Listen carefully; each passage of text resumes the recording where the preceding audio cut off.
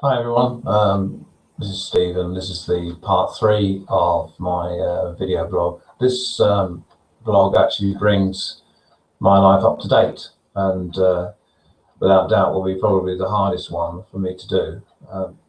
The topics that we'll be talking about is my time with Blaby District Council and dealing with antisocial behaviour.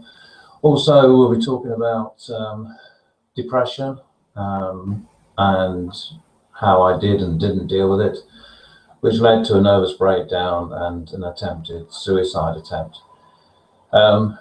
First of all, though, let's just backtrack. I left the Leicestershire Police in October 2002, and in hindsight, I should have taken a break. But I went straight in within 2 weeks to a job with the local council, local authority, heading up an antisocial behaviour team.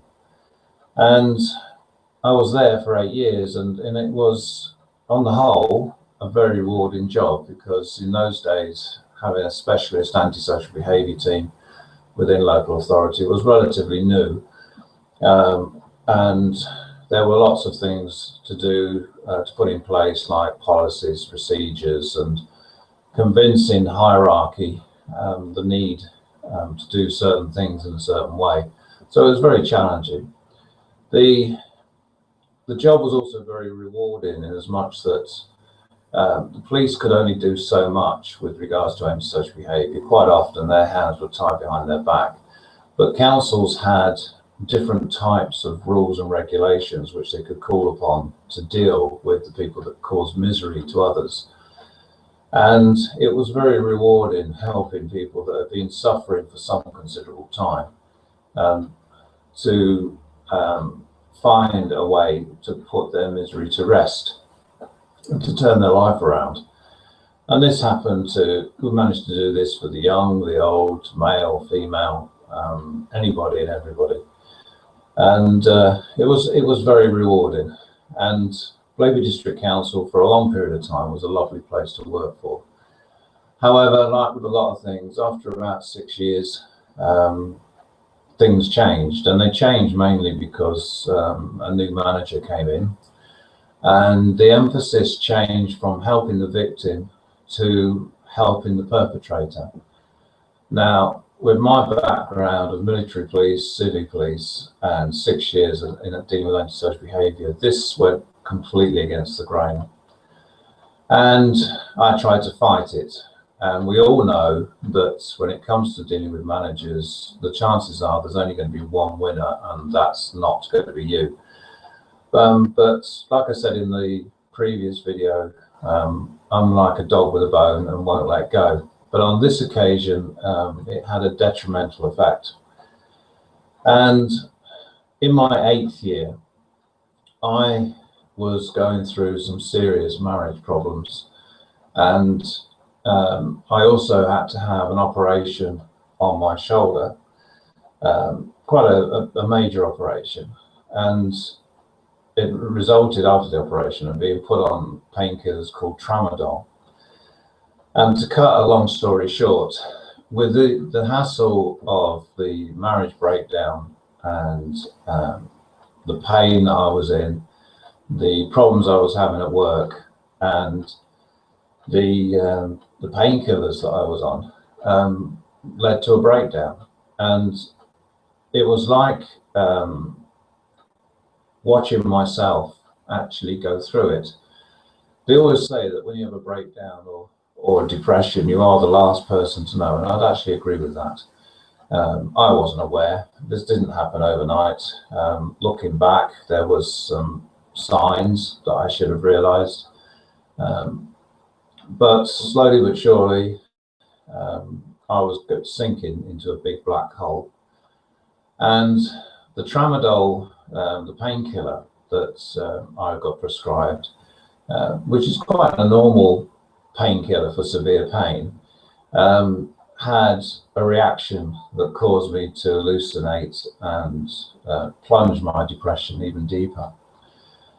And one particular day, and I can still remember it now, but I remember it as if I was watching myself rather than actually what I felt at the time. But I was sitting watching TV, and I was just fed up. I was on Facebook, and I was just completely and utterly fed up. I was thinking about how my marriage had broken down, how my job was falling apart, and how much pain I was in. And I got up. I was actually, sitting in the living room, and I was had my laptop on one of these TV dinner tables.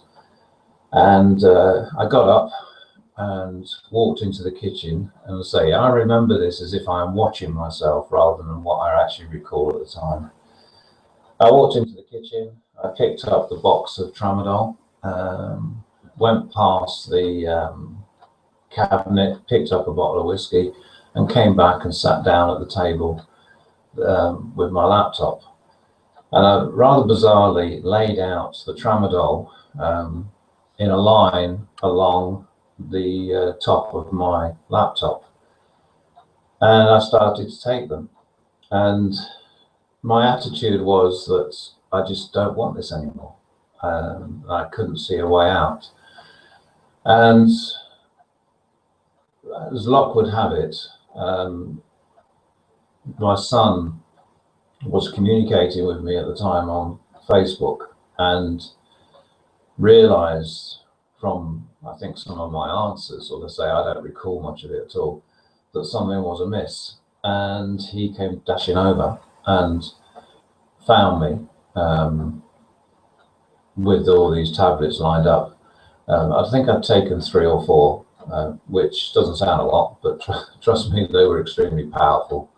And it wouldn't have taken many more to render me unconscious.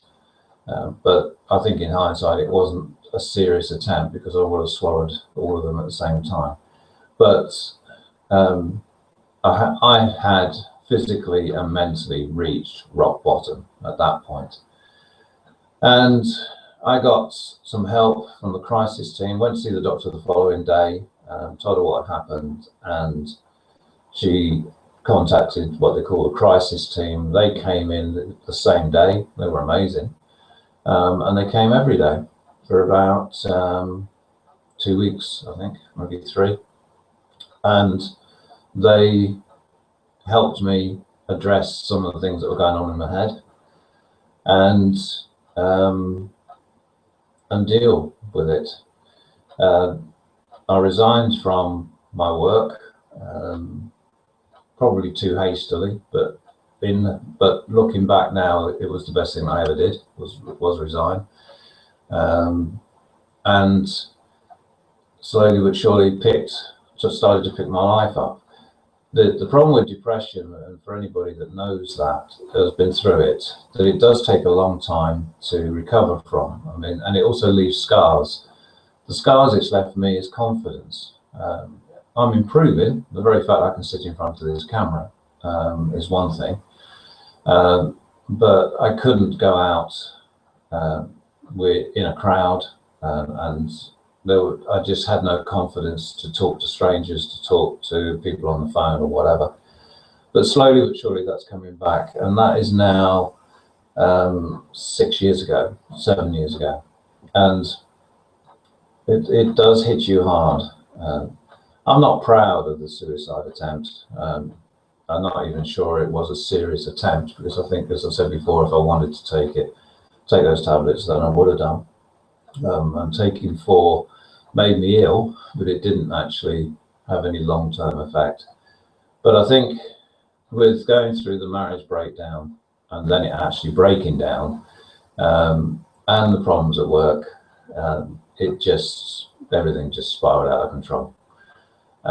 Plus the stuff that I mentioned in my previous blog that I'd gone through. I think that the body had just decided, or the brain had decided, enough is enough, and that was it. So I left Blaby District Council after 8 years. 6 of them, as I say, were very good. The last 2 weren't. And then I sort of bitted and bobbed, really. I did a bit of bus driving, which I enjoyed. I did some coach driving, which I didn't enjoy. I thought it was going to be great, go to all these different places, but what they don't tell you is all the in-betweens about washing down buses and cleaning out the inside, washing down the coaches and cleaning the inside of coaches and all the other bits and pieces that go with it. I did some work from home stuff in the early days that really didn't help financially. They were things where we ended up losing money. And of course now I've got a successful home business, and I sit in my office, which is where I am at the moment. I can look out of my window to my garden, and we're making good money, and on top of that we're helping others do the same thing. So from reaching rock bottom 8 years ago, 7-8 years ago, then I can now see the light at the end of the tunnel.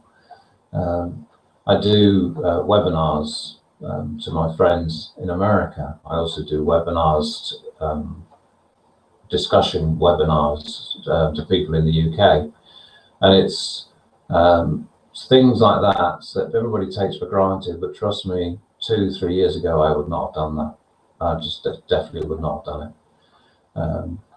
So for anybody that suffers from depression, all I can say is that where you are at the moment, you will think that there is no way out. But trust me, there is. It's hard. It is extremely tough. But if you have the determination and if you have the support that I had, then you will get out. And things improve. And then you look back and you think, you know, how on earth did I get in that mess in the first place? But all I can say is that I needed my friends, I needed my family, I needed my new wife, and without them, I'm not sure what the future would have been for me. But I know what it is now, and it's extremely positive. So from next week, we'll be talking about up-to-date things. If you have anything you want to ask me, then by all means do so. But that's the worst, for me, that's the worst vlog out of the way. I didn't particularly want to do it. I got advice on what I should and shouldn't say. And I think I've probably combined all that advice into one vlog. So I wish you well, speak to you soon. Bye.